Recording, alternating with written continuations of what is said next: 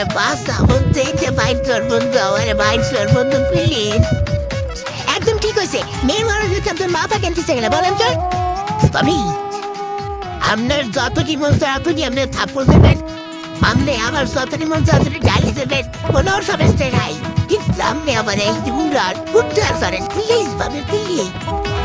তুই যে বাড়ি হইতে যেতেছস তোর তো বড় জামা কাপড় নাই, তুই মানুষের সামনে কেমন উঠবি কথা বলে বাস বন্ধু সেটা কামার বন্ধু রেখে চাইয়া আমার লাগে এক্সট্রা করে আমার লাগে প্লিজ বাবু প্লিজ।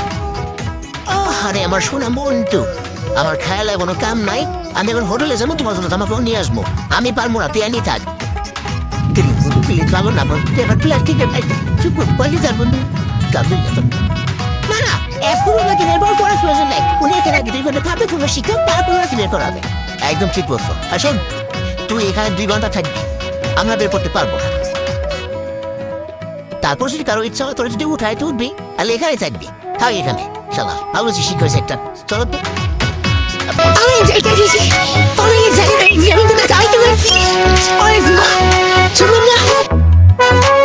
কি করতেছিল বাবু ঝিনুক পরে তুই কেন বাচ্চাদের মতন?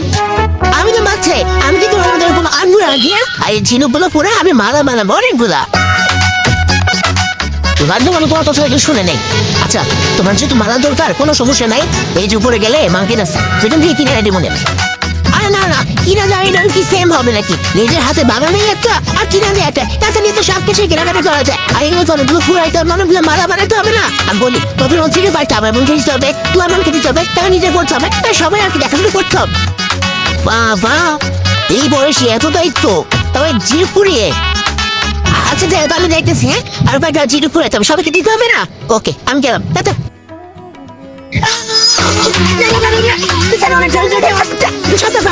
হ্যাঁ পারি বাঁচাই দিবে তো। আরে বাবা আমার যাতে কিচ্ছু না খবর আছে।